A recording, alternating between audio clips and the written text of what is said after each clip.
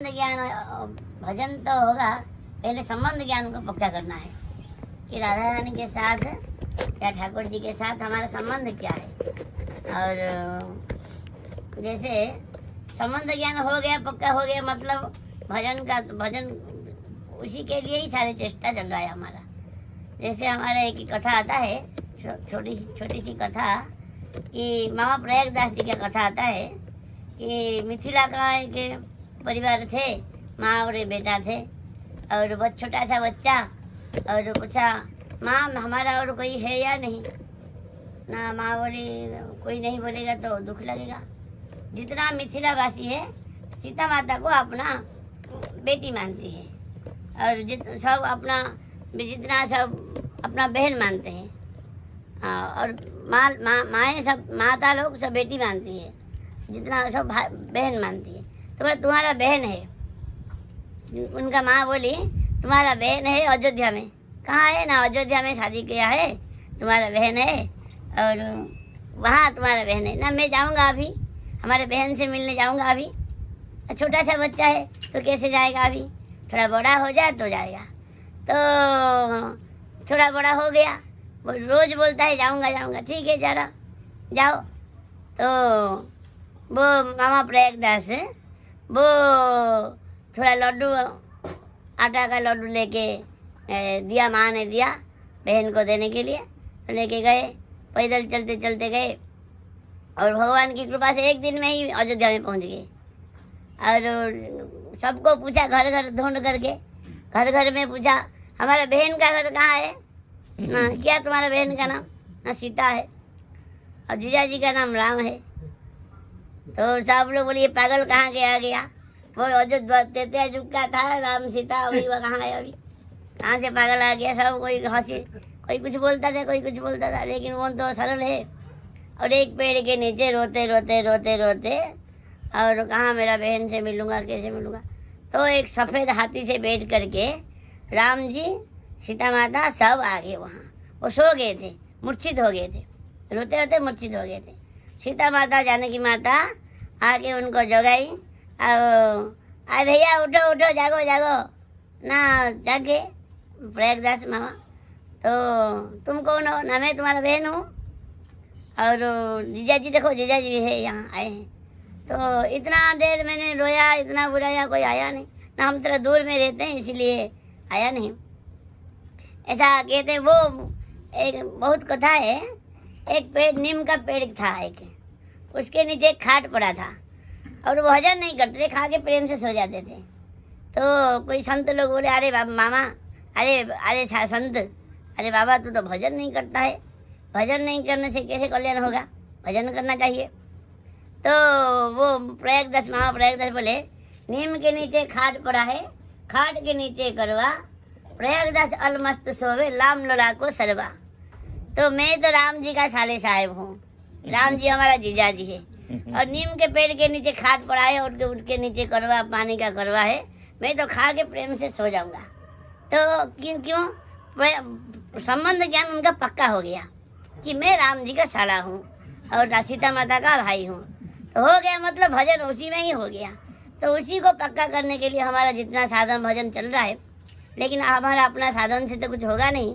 फिर संत सदगुरु अगर कृपा करेंगे तो उनकी कृपा से अपना जो स्वरूप का ज्ञान होगा, मैं क्या हूँ, मैं राधा रानी का क्या हूँ, स्वरूप का ज्ञान होगा, तभी हमारा जो प्रेम से भजन साधन जो भी होगा, स्वरूप में अगर स्थित होने के बाद ही शुरू होगा। तो हम बाबा महाराज जी के चरणों में प्रार्थना करेंगे कि कृपा करेंगे, कैसे हमको जो जड़ो ज्ञान, हमारा देह ज्ञान भी जाता नहीं, देह ज्ञान फिर आत्मज्ञान भी आता नहीं। एक तो पंचभूतात्मक शरीर, फिर त्रिगुण निर्गुण शरीर, निर्गुणात्मक जो आत्मस्वरूप, फिर विशुद्ध सत्व में वो जो चिन्मय स्वरूप, जो दिव्य स्वरूप हमारा लीला में जो है, वो तो दूर की बात, देह ज्ञान ही हमारा भी गया नहीं। प्राइमरी स्टेज का कोई छात्र पीजी का सर्टिफिकेट पाना चाहता है तो वो उसको तो दिन में तारा देखने आई जैसा है। तो इसलिए हमारा तो कोई योग्यता नहीं, किसी सामर्थ्य नहीं।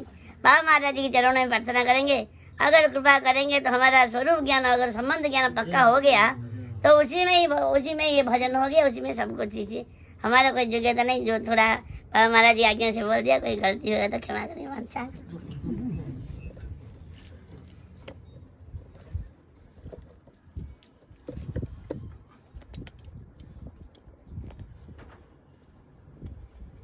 जय जय श्री राधे श्याम, निताई गौर हरि बोल।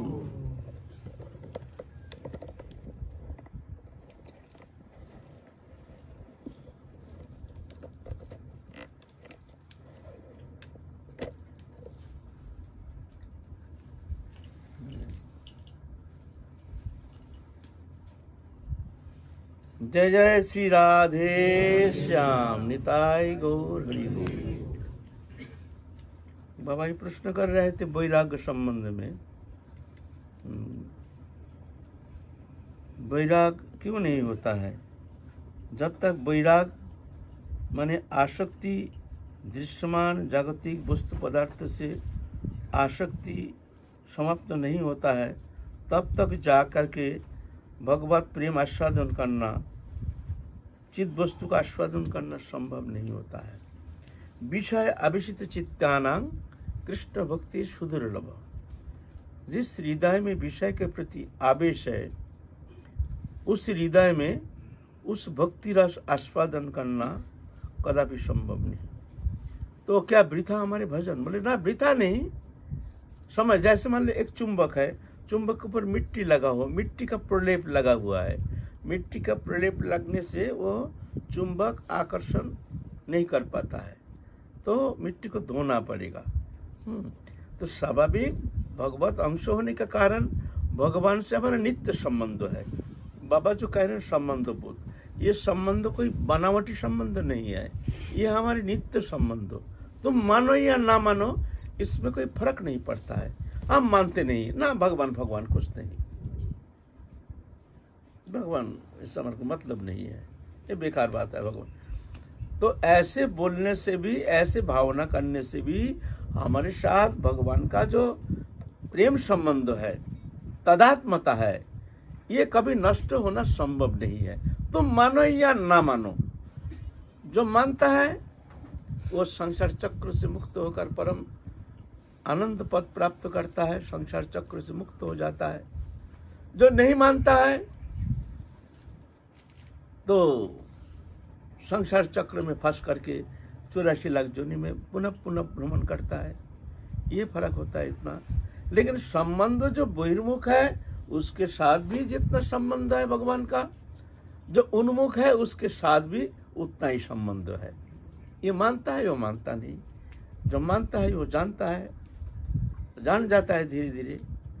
जो मानता नहीं वो उसको जानना संभव नहीं है। तो संबंध बोध, ये संबंध हमारे नित्य संबंध, अविच्छेद अखंड संबंध, ये बनावट संबंध नहीं है।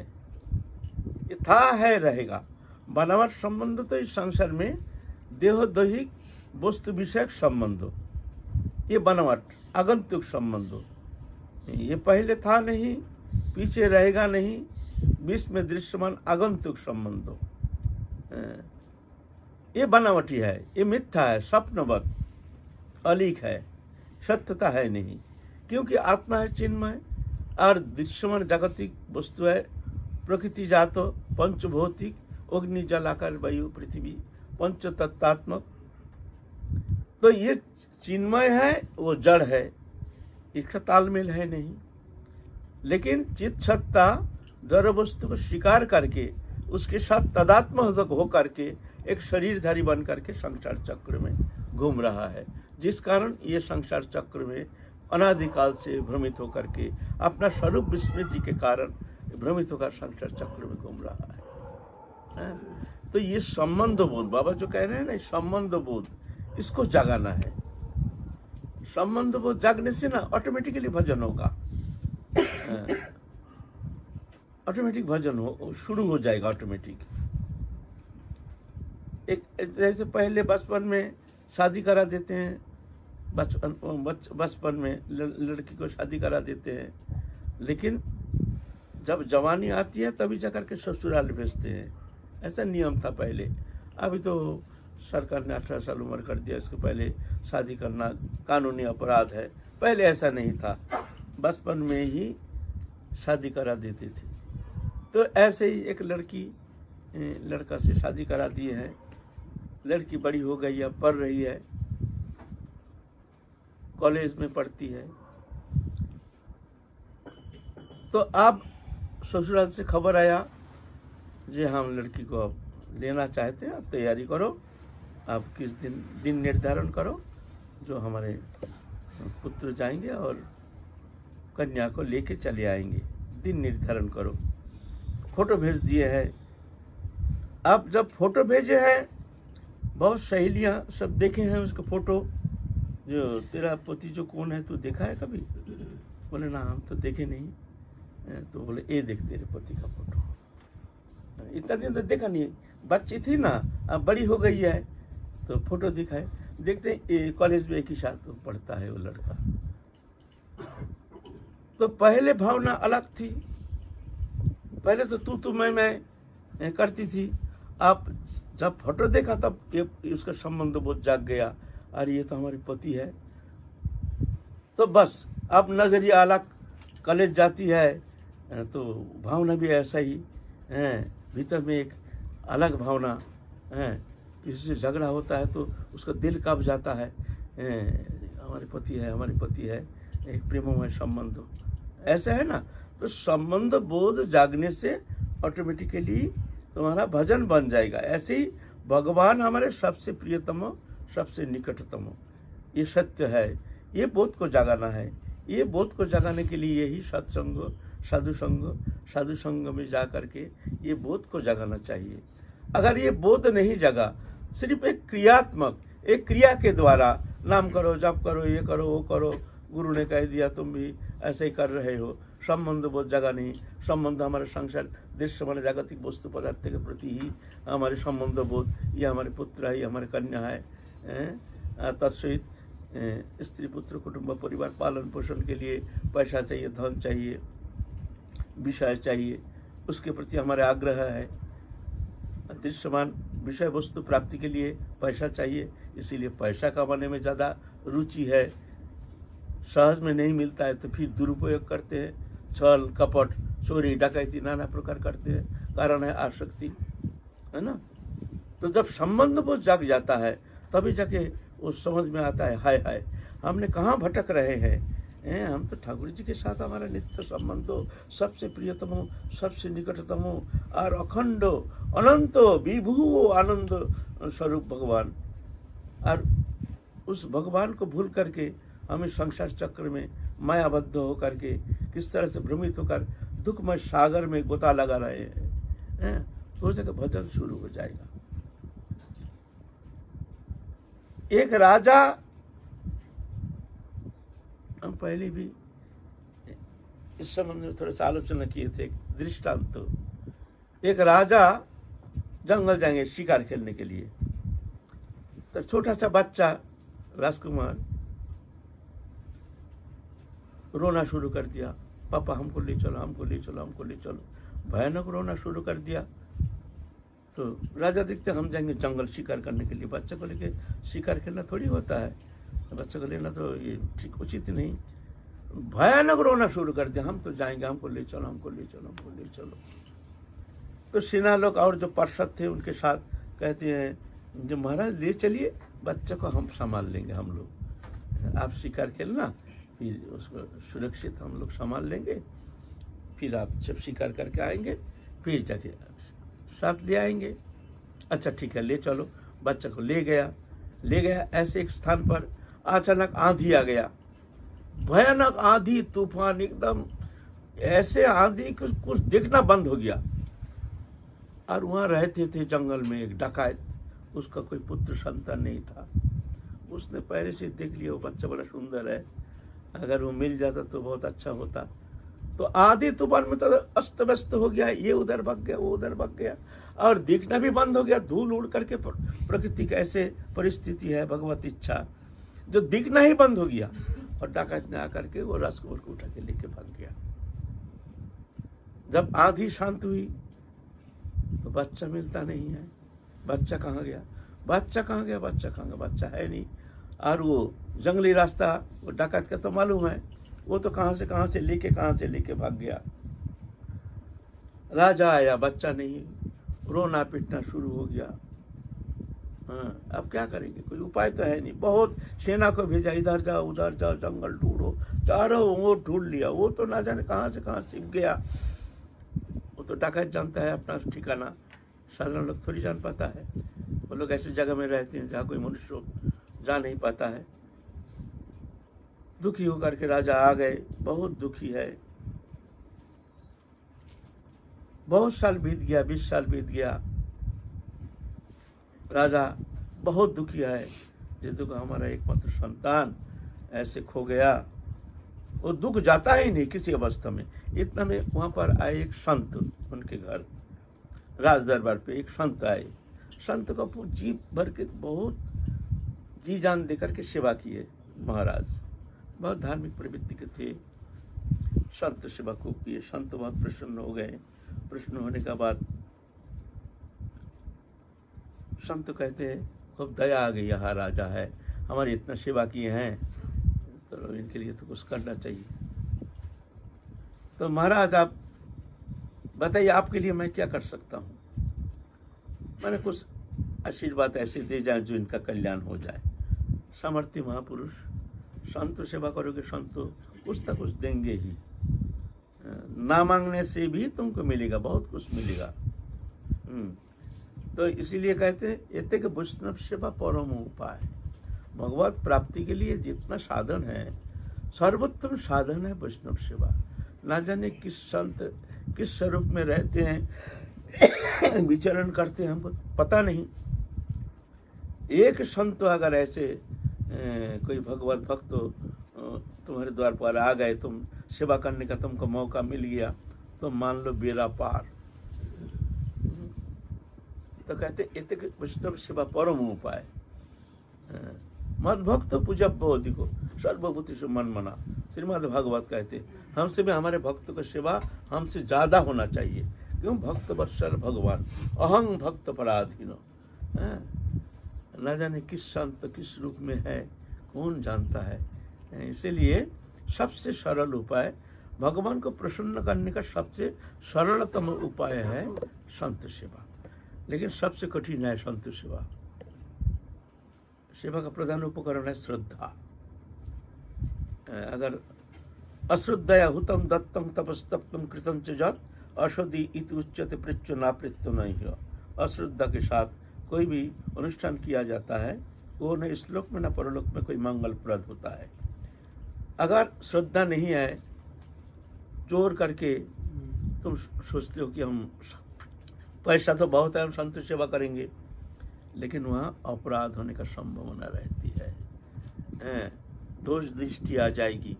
श्रद्धा न रहने का कारण, अश्रद्धालु मन से अगर श्रद्धा करना चाहे, सेवा करना चाहते हो, तो जाकर के अनर्थ हो सकता है। सब संत तो एक सा नहीं है। हमारी यहीं एक संत आए थे, बैठे हैं, प्रसाद पा रहे हैं, और ये सब्जी उब्जी सब कपड़ा पॉकेट में घुसा रहे हैं, झूठा हाथ से लो खा रहे हैं, इधर घुसा रहे हैं उधर घुसा रहे हैं। क्या करोगे? कहाँ तक तुम श्रद्धा रखोगे?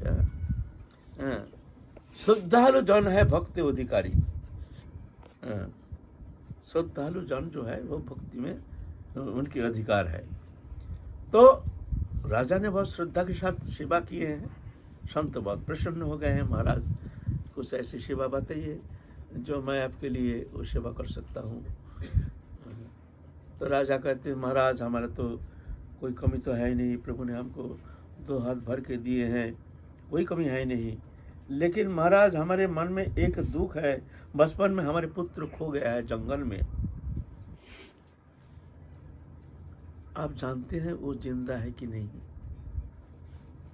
बस इतना ही जानना है, क्या पुत्र जिंदा है कि नहीं, मर गया है, कहाँ है? अगर जिंदा है तो क्या कभी हमसे मिलेंगे? तो संत जी कहते महाराज आपको हम पीछे बताएंगे, फिर हम आएंगे। तो संत तो हर जगह जाते हैं, चोर के पास जाते हैं, चोट्टा के पास जाते हैं, साधु के पास जाते हैं, सभी उनके पास आदरणीय है, उनका पास भेद बुद्धि है नहीं। साधु भी आते हैं, चोर भी आते हैं, डकैत भी आते हैं, सब आते हैं संत के पास। संत की नजर में तो कोई ऐसे भेदभाव है नहीं। तो वो संत कभी कभी जंगल में तपस्या करने जाते हैं तो वो डकैत के सरदार के साथ मिलते हैं और वहाँ वो युवक जो है देखने में संपूर्ण अलग है। इतना सुंदर देखने में, इतना सुंदर दिव्य दिखने में, चेहरा ही बता देता है तो ये जंगली जाति इन लोगों का कोई है नहीं। साधु का तो संदेह हो गया पहले ही। तो सरदार के पास जो है सरदार कभी कभी जाते हैं, सरदार उनको बहुत आदर करते हैं, महाराज आइए आइए सेवा बताइए। तो सरदार से कहते हैं महाराज आप सही सही बताइए, ये जो लड़का है, ये जो युवा लड़का है, ये कौन है, ये आपका कौन लगता है? तो कहते हैं महाराज आप तो संत है, आपसे झूठ नहीं कहेंगे, ये हमको जंगल में मिल गया है, एक राजा का संतान था, हमने चुरा के ले आया, क्या करें, हमारा कोई उत्तराधिकारी है नहीं, यही हमारा सर्वस्व है, अभी तो हम इसी को ही जानते हैं, हमारा सब कुछ है, यह हमारा जान, हम प्राण से भी अधिक प्रिय है। महाराज आप तो संत हैं, आपसे झूठ नहीं कहेंगे महाराज, ये जंगल में हम इसे चोरी करके ले आए हैं, जान गए हैं, संत जान गए हैं जो राजा का पुत्र है। अब राजा का पुत्र को बुला के ले गया दूर एकांत में, बेटा तुम जानते हो तुम कौन हो? बोले हाँ जानते हैं, वो हमारे पिता है, वो हमारे चाचा है, वो हमारे ताऊ है, जंगली जो है उन लोग सब रहते हैं जंगल में, परिचय देते हैं, ये हमारा सब है। वो तो बच्चा है ना, वो तो जानता नहीं है, बचपन में ले आया है, अबोध बालक था उस समय, अब जवान हो गया है। तुम जानते नहीं तुम कौन हो, तुम जानते नहीं, ये तुम्हारा कोई नहीं है। हाँ महाराज आप संत हैं, आपको तो बात ही अलग है। ठीक है दंडवत महाराज, आपकी बात से हम बहुत प्रसन्न हैं, ठीक है, लेकिन हम तो जानते हैं यही हमारा पिता माता सब कुछ यही है सब, और जानने का हमारा कोई आग्रह नहीं है।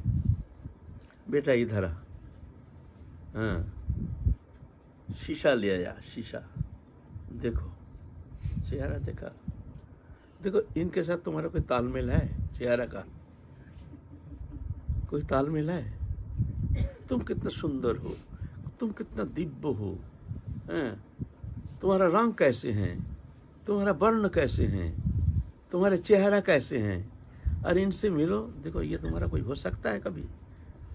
तब मन में थोड़ा खटका तो लग गया, भाई वास्तव में ये तो हमसे तो मिलता जुलता है नहीं। और सुनो, देखो तुम्हारा विचार कितना अच्छा है, और इन लोगों का विचार देखो, कच्चा मांस खाता है, कितना व्यभिचार, चोरी डकैती ये सब करता है, और तुम्हारे विचार तो ऐसे नहीं है, तुम्हारी कितना विचारधारा कितना अच्छा है, इन लोगों के व्यवहार से तुम्हारा तालमेल है नहीं, तुम मजबूरी से ऐसे कर्म करते हो, ऐसे खाते हो पीते हो। तो वो तो बात तो भी ये भी सही है, तुम जाओगे हमारे साथ, हम तुमको तुम्हारे पिता के पास पहुंचा देंगे। हाँ महाराज धन्यवाद महाराज, कोई बात नहीं, हम प्रसन्न है, ठीक है, आपके बात ठीक है, हम मान लिया महाराज, आगे हमको कुछ मत कहिए, यहाँ से जाने का हमारा कोई आग्रह नहीं है, अब ये आगे हमारा कोई इस विषय में कोई आग्रह है नहीं, ठीक है तो है, ठीक है। वो तो वही पर वो स्वभाव तो ऐसा है ना, जंगली स्वभाव हो गया है। तो साधु तो चले गए हैं, जा करके महाराज के पास चले गए, महाराज आपका पुत्र है और जिंदा है, और हम कोशिश कर रहे हैं आपके पुत्र को आपसे मिलाने के लिए, हम कोशिश कर रहे हैं। राजा भी बहुत प्रसन्न हो गए, अगर झूठा भी हो लेकिन ये सुन करके राजा का मन तो प्रसन्न हो ही जाता है, जो हमारे पुत्र खो गया है मिलेगा, ऐसे शब्द तो कह दिया। आप क्या हुआ, वो जो जंगली सरदारों के साथ रहते हैं, वहाँ डकैत के साथ रहते हैं, वो धीरे धीरे उसका मन में घुस गया जी यहाँ हमारा कोई नहीं, और दिखता है जी इनके चेहरा से हमारा चेहरा मिलता नहीं है, इनका क्रियाकर्म ये मिलता नहीं है। अब धीरे धीरे मन में उसका विरोध आना शुरू हो गया, विरोध करना शुरू हो गया, उसका विवेक मानने के लिए तैयार नहीं है जो वास्तव में इससे हमारा कोई तालमेल नहीं है, हमारा चेहरा से, हमारे क्रियाकर्मों से, हमारे मानसिकता से, हमारी रुचि से यहाँ इससे कोई तालमेल नहीं है। धीरे धीरे उस राजपुत्र का अंदर परिवर्तन आना शुरू हो गया। अब धीरे धीरे चोरी डकैती छोड़ दिया, एकांत में पड़ा रहता है, जाता नहीं है वहाँ, एकांत में पड़ा रहता है। फिर सन्यासी आए, हाँ बेटा कैसे हो? हाँ महाराज ठीक है ठीक है, यहाँ अच्छा लग रहा? महाराज अच्छा तो लग नहीं रहा है। अच्छा महाराज अब ये बताइए क्या सही सही हमारे पिता कोई है? अरे बच्चा तुम्हारे पिता है राजा, तुम राजपुत्र हो, तुम जानते नहीं हो तुम कौन हो, तुम राजा के पुत्र हो, यहाँ जंगल में खो गए हो और इनके साथ मिल करके तुम ऐसे जंगली बन गए हो, तुम जानते हो तुम कौन हो? जाओगे हमारे साथ, तुमको हम ले जाएंगे। तो कल्पना होने से भी सोचते हैं तो अच्छा है, ठीक है महाराज, मन तो यहाँ लगता नहीं, ठीक है आप जो कह रहे हैं ठीक है, चलेंगे कभी। तो बोलता है ठीक है अब रहो। फिर कुछ दिन आए हैं, अब वो जान लिया जो मैं राजा के पुत्र हूँ, उसका मन में बैठ गया, चेहरा से, व्यवहार से, स्वभाव से कोई तालमेल है नहीं, ये भी मन में बैठ गया और चिंतन होना शुरू हो गया, मैं राजा के बेटा हूँ, राजा के बेटा हूँ, मैं सुंदर हूँ, दिव्य हूँ, ऐसे हूँ। और हम देखे भी हैं, हमको महाराज ने दिखाया है शीशा में, हमारे रूप हमने देख भी लिया है। कुछ दिन पीछे फिर साधु आ गए हैं, अब तो रोता है, महाराज महाराज हमको अच्छा नहीं लगता है, अब हमको यहाँ से ले चलिए, यहाँ हमारा मन नहीं लगता है। बोले नहीं बेटा और कुछ दिन रुको, फिर हम आएंगे। फिर कुछ दिन पीछे आए, इतने में उसके अंदर इतना परिवर्तन आ गया जो आप वहाँ जाता ही नहीं, एकांत में बैठे बैठे रोता है। अब दोष दृष्टि आ गया, जो ये जंगली है इनके साथ हमारा कोई तालमेल नहीं है, मैं इनका कोई नहीं हूँ, इनका व्यवहार, इनके सब कुछ संपूर्ण अलग है, हमसे इसका कोई तालमेल है नहीं। तो हमको जाना है, कहाँ जाऊँ? सही में क्या मेरा पिता ऐसे देश के राजा है? ऐसे मन में चिंता आ गई और मन संसार से पूर्ण रूप से हट गया है। फिर आया है साधु बाबा, साधु बाबा तो चाहते हैं उसको ले जाएंगे हम, आप पांव पकड़ के रोना शुरू कर दिए हैं, महाराज अब हमको ले चलिए, क्या सही हमारे पिता है, इस देश के राजा हैं, आप कृपा करके हमको ले चलिए, हमको ये अच्छा नहीं लगता है, ये जंगल अच्छा नहीं लगता है, किसी को हमारा ऐसा नहीं लगता है जो समाज कोई हमारा अपना है, यह हमारा अपना कोई नहीं है, हमको ले चलिए। ठीक है हम आएंगे, पीछे आएंगे, अभी नहीं। महाराज आप इस तरह से हमको बहकाइए मत, अगर है तो हमको ले चलिए, हम आएंगे, तुम चिंता मत करो। फिर कुछ दिन पीछे आप, इसका मन में इतना व्याकुलता आ गई, अब यहाँ पर इतना नफरत हो गई, उसने जब साधु बाबा आए हैं फिर एक चक्कू लाए, महाराज ये चक्कू लीजिए, अगर आप हमको ले नहीं गए अभी इस वक्त तो मैं इस चक्कू से मैं आत्महत्या कर लूंगा, मैं सत्य कहता हूँ। ले जाएंगे कि नहीं बोलिए, हमको यहाँ से ले जाइए। अब चल बेटा अब समय हो गया। तो ले गए राजकुमार को, राजा के पास पहुंचा दिए हैं। चेहरा देखते हैं तो चेहरा से तो पता चलता है, बड़ा रोए, राजा भी रोए और राजकुमार भी रोए, खूब रोए। उस समय उस लॉकेट भी था, उसके गले में बचपन का जो लॉकेट था वो लॉकेट उस समय भी था। बचपन में सुंदर लॉकेट पहना दिए थे बच्चों को, बच्चा को, तो उस लॉकेट भी उस समय था। राजा ने पहचान लिया मेरा बेटा है। तो राजा कहते हैं महाराज आप पहले क्यों नहीं लाए हमारे पुत्र को? और राजकुमार भी कहते हैं महाराज आप पहले क्यों नहीं लाए हमको? तो कहते हैं जो महाराज अगर पहले लाते ना, ये पुत्र रहता नहीं, भाग जाता। उसका वो संस्कार था, उसका अंदर वो संस्कार था ना, इसीलिए लाए नहीं। तो ऐसा ही संसार चक्र में फंस करके जीव भगवत अंश जीव अविनाशी चेतन अमल सहज सुख राशि सच्चिदानंद भगवान के अंश होते हुए भी एक पंचभौतिक शरीरधारी बन करके पंचभौतिक विकार, एक भूत नहीं 5 भूत, एक भूत पकड़ने से क्या दशा होती है? पागल हो जाता, पागलपन कैसे एबनॉर्मल हो जाता है। और 5 भूत सवार हो गया हमारे ऊपर, इस चेतन सत्ता के ऊपर 5 भूत सवार हो गया। पंचभौतिक भूत कहते हैं। ईश्वर सर्वभूत अनंग हृदय से अर्जुन तिष्ठते। भूत, भूत कहते हैं इसको, शरीर को कहते हैं भूत। 5 भूत, अग्नि जल आकाश वायु पृथ्वी, पंचभूतात्मा के शरीर, पंचभूत। तो गुरुदेव कृपा करके दिखाते, देखो ये तुम कौन हो, यहाँ ये पंचभौतिक के भौतिक पदार्थ है, माइक है, माया है, तुम चिन्मय हो, दिव्य हो, सुंदर हो, सच्च हो, तुम भगवत अंश हो, शुद्ध सत्य सनातन निर्मल मायातीत गुणातीत इंद्रियातीत। देखो तुम कौन हो। तो उस समय भी होता नहीं, माया का प्रभाव रहने के कारण ना विश्वास होता नहीं, फिर भी अच्छा लगता है। लेकिन वो जो झलक दिखा दिया तब जाके धीरे धीरे उसका चिंतन होना शुरू होता है, चित्त वस्तु का चिंतन होना शुरू हो जाता है, और बहिर्वस्तु का दृश्यमान जागतिक वस्तु पदार्थ के प्रति मन हटना शुरू हो जाता है। तभी गुरु नहीं ले जाते हैं, क्योंकि पूर्ण रूप में वैराग्य आया नहीं। आसक्ति के कारण, वो तीव्र वैराग्य न होने का कारण, वो चित्त वस्तु का जो अभिनिवेश है वो पूर्ण रूप से होना संभव नहीं है। इसीलिए इंतजार करते हैं। कोई कहते हैं हमारे कितना जन्म लगेगा, ना जाने और कितना जन्म लगेगा। ये जन्म मृत्यु का कोई फेरा नहीं है, ये प्रिपरेशन का एक हार्दिक प्रिपरेशन का इंतजार है। वो प्रिपरेशन जब हो जाएगा तुरंत आपको ले जाएंगे प्रभु, यहाँ से संसार चक्र से मुक्त करा करके अपने चरण सान्निध्य में ले जाएंगे। कब ले जाएंगे? तुम्हारे प्रिपरेशन जब हो जाएगा। इसके लिए समय का इंतजार नहीं, जो ना जाने कितना जन्म, कोई कहते हैं ना जाने कितना जन्म लगेगा, और कितना जन्म लगेगा नहीं, तुम्हारे वो प्रिपरेशन होना जब हो जाएगा तभी जाकर के समय हो जाएगा। अगर एक जन्म में हो जाएगा तो एक ही जन्म है तुम्हारे लिए, आगे 2 जन्म लगेगा प्रिपरेशन के लिए तो 2 जन्म इंतजार करना पड़ेगा।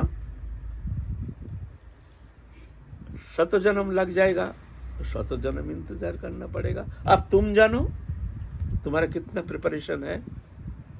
प्रिपरेशन क्या नहीं, इस हृदय में क्या भगवत चरण सान्निध्य छोड़ करके क्या दृश्यमान कोई वस्तु पदार्थ के प्रति हमारी आसक्ति है? अगर आसक्ति है तो तुमको इंतजार करना पड़ेगा। बस ये परीक्षा। अब तुम्हारा कितना देरी है, अब तुम कह सकते हो, सीधा बात मैं ये गारंटी से कहता हूं, ये तुम कह सकते हो हमारा कितना समय है भगवत चरण सान्निध्य प्राप्त करने का, इस संसार चक्र से मुक्त होने का, और कितना समय है। कोई माया कारण नहीं, कोई संस्कार कारण नहीं, कोई प्रारब्ध कारण नहीं, ये कारण एकमात्र है हमारे मुग्धता। ये प्रिपरेशन जब हृदय का हो जाएगा तभी जाके तुम्हारा मुक्ति का समय आ जाएगी। तो गुरु स्वरूप बता देते हैं, जैसे हमारे गौड़िया वैष्णव समाज में वैष्णव उपासना पद्धति में गुरु बता देते हैं तुम्हारे ये नाम रूप वर्ण वस्त्र अलंकार सेवा कुंज स्थिति है। गुरु बता देते हैं तुम ये हो, तुम राधा रानी के सावचड़ी हो, तुम्हारे रूप ऐसे, तुम्हारे वर्ण ऐसे बता देते हैं। ये बताने से क्या होता है, हमारे आवेश ज़्यादा है ना, हम जाने के लिए तैयार नहीं। और राजपुत्र जैसे हाँ है ठीक है, फिर धीरे धीरे चिंतन करते करते क्या सही राधा रानी हमारी है, मैं राधा रानी की हूँ। आहा इतने सुंदर दिव्य आनंदमयी सच्चिदानंदमयी प्रेममयी राधा रानी हमारी है। आहा चिंतन करते करते आवेश बढ़ता जाता है और सांसारिक जड़ीय आवेश नष्ट होना शुरू हो जाता है। ये प्रक्रिया है। उधर आवेश बढ़ता जाता है, इधर की जड़ीय आवेश समाप्त होता जाता है। यह प्रक्रिया। उधर आवेश बढ़ा नहीं, इधर जड़ीय तुम्हारे आवेश जो है दृश्यमान जागतिक वस्तु पदार्थ के प्रति तुम्हारे आवेश विषय आवेशित चित्तानां कृष्ण भक्ति सुदुर्लभ। जिस हृदय में विषय के प्रति आवेश है उस हृदय में वो प्रेम प्राप्त होना सुदुर्लभ। तो आवेश को बढ़ाना है, ऑटोमेटिकली ये तुम्हारे आसक्ति जो हट जाएगी। आसक्ति हटाया नहीं जाता है, ये हट जाती है। वैराग्य साधन किया नहीं जाता है, वैराग्य साधन के वस्तु नहीं है। वैराग्य कब होता है? जब अनुराग होता है तभी वैराग होता है। अनुराग हुआ नहीं, वैराग हुआ नहीं। लाख प्रयत्न करो, लाख तुम वस्तु विषय सानिध्य से दूर रहने के लिए चेष्टा करो, सूक्ष्म रूप में जाके वो मन में वही चिंतन आ जाएगा। तुम्हारे मन में वही चिंतन, जिस जिस वस्तु पदार्थ के प्रति तुम्हारी आसक्ति है वहां जाके मन विवश होकर के तुमको चिंतन करने में मजबूर कर देगा। ये जाएगा तभी जब वो भगवत आवेश अनुराग जब बढ़ता जाएगा। आप प्रश्न, अनुराग बढ़ाने के लिए हमको क्या करना चाहिए? अनुराग बढ़ाने के लिए चाहिए पहले तो साधु संग। बिनु सत्संग न होरी कथा ते हो बिना मोह न भाग, मोह गए बिनु राम पद होए न दृढ़ अनुराग। सत्संग में, साधु संग में। सत्संग माने जो भजन करते हैं, जो अनुभवी हैं, जो विषय संपर्क से दूर रहते हैं, जो समस्त सद्गुण से अलंकृत, ऐसे जो महत्पुरुष है, ऐसे महत्पुरुष के सानिध्य में रह करके हरि कथा श्रवण करना, उनके सानिध्य में रह करके ज्ञान प्राप्त करना, ये प्रक्रिया। तत्सहित एकांतवास, विषय वस्तु से दूर रहने का चेष्टा, संग दोष से दूर रहने का चेष्टा, भूमि दोष, अन्न दोष, जहाँ तहाँ खाना, जहाँ तहाँ जो वस्तु प्राप्त हो गया खा लिया, ये सब अन्न दोष वर्जित होकर के शुद्ध आहार विहार, भगवत निवेदित वस्तु प्राप्त करना लेना चाहिए। बाहरी कोई वस्तु नहीं लेना चाहिए। शुद्ध आहार विहार, तत्सहित तीव्र भजन चेष्टा, तीव्र भजन चेष्टा। अच्छा लागे ना लगे, उठिते बसिते खाइते शुइते যথা तथा नाम लय, देश काल नियम नाई सर्वसिद्धि है। उठते बैठते खाते सोते जहाँ तहाँ जैसे तैसे हर समय कर से कर्म करते रहो, मन में प्रभु का नाम लेते रहो, नाम करते रहो, काम भी करते रहो। कर से काम करो, मुख से नाम करो, तुम्हारा काम भी चलेगा, नाम भी चलेगा, अर्थ भी होगा, परमार्थ भी होगा। इस तरह इस प्रक्रिया के द्वारा धीरे धीरे धीरे धीरे मन को संयमित करके प्रभु के चिंतन के द्वारा मन अनुराग तुम्हारा बढ़ता जाएगा, ऑटोमेटिकली विषय से मन हट जाएगा। ये प्रक्रिया है। जय जय श्री राधे श्याम। छोटा सा जैसे बाबा आप बहुत बार कह चुके हैं, हमारे भजन मार्ग में गुरु जी के 4 स्वरूप हैं, समष्टि गुरु, व्यष्टि गुरु और नवद्वीप में जो साधक दास महाप्रभु के जो सेवारत है, और गुरु बसो की मंजूरी। लेकिन बाबा जो व्यष्टि गुरु है, व्यष्टि गुरु जी है, तो साधक उनका भी स्वरूप चिंतन स्वभावतः ही होता है। लेकिन आप भी कहते हैं कि जो नवद्वीप का स्वरूप है 14-15 साल की किशोर अवस्था की है, घुंघरालू केश है, गौर वर्ण है। 14-15 ना 17-18 साल युवक है। हाँ, युवा अवस्था। जनेऊ धारण किए है। तो बाबा ये व्यष्टि स्वरूप और नवद्वीप का जो स्वरूप है, इसको दोनों एक प्लेटफॉर्म में कैसे लाया जा सके? देखो, ये तो गुरु तत्व आ गया। गुरु तत्व लंबा चैप्टर, आज तो होगा नहीं, काल नहीं तो कभी 100 प्रश्न करना। ये जो हमारे गुरु स्वरूप जो है, गुरु 4 रूप में हमारे सामने विद्यमान है। एक है समष्टि गुरु, चैत्य गुरु, जो हमारे भीतर बैठे हैं, सबके गुरु, कृष्ण के गुरु, राम के गुरु, सबके गुरु, चैत्य गुरु, समष्टि गुरु कहते हैं। और एक है तुम्हारा नवद्वीप में, हमारी उपासना पद्धति में नवद्वीप में हम जो गुरु महाप्रभु के दास जो महाप्रभु की सेवा में ले जाते हैं, श्वेतद्वीप में जो महाप्रभु नित्य काल के लिए नित्य सेवा में रहते हैं, उनके दास रूप में वहाँ वो गुरु हमको ले जाते हैं सेवा में, वो चित स्वरूप है। और वृंदावन में राधा रानी के सहचरी मंजरी स्वरूप, वो राधा रानी के किंकरी है, राधा रानी का ही जैसे स्वरूप है, दिव्य है, चिन्मय है, आनंदमय है। ये तीन स्वरूप, तीनों चिन्मय है, दिव्य है, मायातीत है, गुणातीत है, इंद्रियातीत है। और है बेष्टि गुरु, जो गुरु हमको कृपा किए हैं, ये जो पंचभौतिक शरीरधारी, ये कौन है, इनका स्वरूप क्या है? जितना वितर्क है, ये तीन गुरु जो है इनके लिए कोई वितर्क नहीं है। चैत्य गुरु लेकर के कोई वितर्क नहीं है। समष्टि गुरु जो नवद्वीप के गुरु हैं उनके लिए भी कोई वितर्क नहीं है। जो वृंदावन में जो मंजरी स्वरूप, उसमें भी कोई वितर्क है नहीं। वितर्क है ये गुरु, ये जो पंचभौतिक शरीरधारी, ये कौन है? और इसके ऊपर चल रहा है, बहस चल रहा है, लिख रहे हैं, शास्त्र पुराण, वेद पुराण आदि बोलते जा रहे हैं, आज तक निर्णय नहीं हुआ। कोई कुछ कहते हैं, कोई कुछ कहते हैं। ये कौन है, ये कौन है? कोई कहते हैं भक्त अवतार है, कोई कहते हैं नहीं साक्षात भगवान है, आचार्य जो मांग भी जानी यार, आचार्य जो बेष्टि गुरु हैं वो मेरे को ही जानना। और नवद्वीप का वो स्वरूप, वो भी इस स्वरूप से ही है, मंजरी स्वरूप भी यहीं से ही प्रकट होते हैं। तो इनका स्वरूप क्या है, वास्तविक इनका स्वरूप क्या है, ये कौन है? एक शब्द में कहो, ये कौन है? ईश्वर है, न जीव है, भक्त है, क्या है, ये कौन है?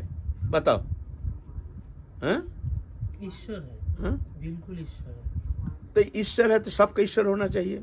सबके लिए है, सबके लिए ईश्वर नहीं, हमारे लिए ईश्वर। बाबा ईश्वर तो सबका ईश्वर होता है, ईश्वर तो सबका ईश्वर होता है। ईश्वर होने से वो तो सब कुछ कर सकते हैं। वो तो गिरिराज धारण किए हैं, वो तो अग्नि पान कर लिए हैं। तुम पान करो, तुम गिरि गुरु हो, दिखाओ हमको ईश्वर हो। लेकिन है ईश्वर, इसमें कोई संदेह नहीं है। ये कौन है? एक शब्द में कहो ना, एक शब्द में। तीनों के समाहार, चारों का समाहार, सब समाहार, यह से समस्त स्रोत। ये गुरु प्रसन्न हो गया, चैत्य गुरु प्रसन्न हो गया, और तुम्हारे जो उपासना करते हो सब गुरु स्वरूप जो प्रसन्न हो गया।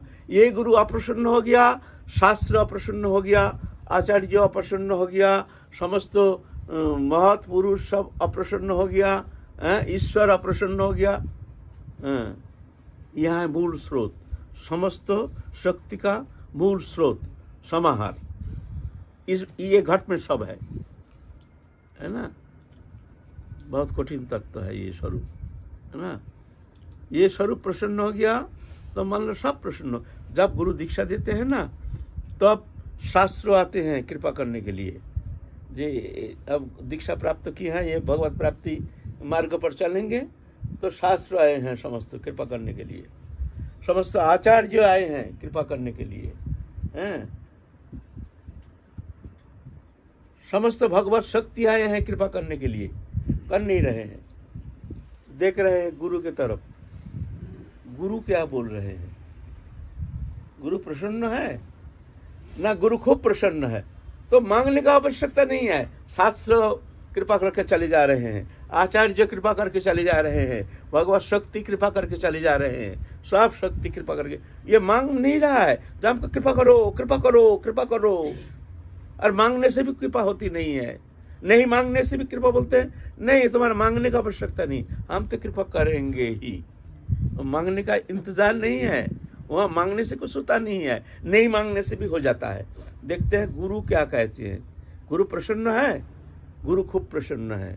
जस्य प्रसादात् भगवत प्रसादो जस्य प्रसादान्न गति कुतो होपि दयांग स्तुभंग स्तस्य संगान वंदे गुरु श्री चरणारविंदम।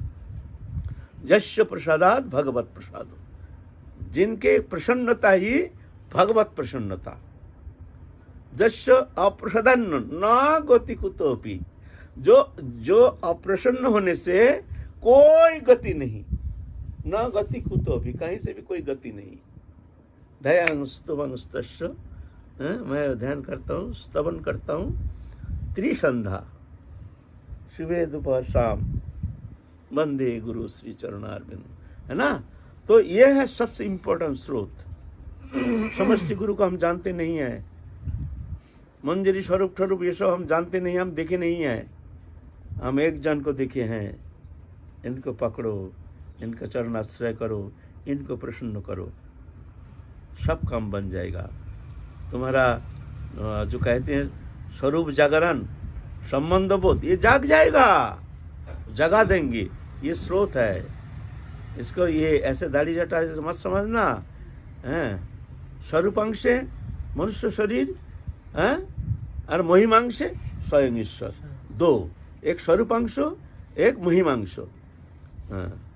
जैसे चंद्रमा है, स्वरूपांश एक ग्रह, महिमांश किरण, सूर्य किरण दे रहे हैं पृथ्वी के ऊपर। अपना किरण नहीं, किरण है सूर्य किरण, लेकिन तुम ये नहीं कह सकते हो जो वो सूर्य किरण, चंद्रमा वो किरण दे रहे हैं, सूर्य किरण दे रहे हैं, चंद्रमा किरण नहीं दे रहे हैं। तुमको सब पागल कहेगा।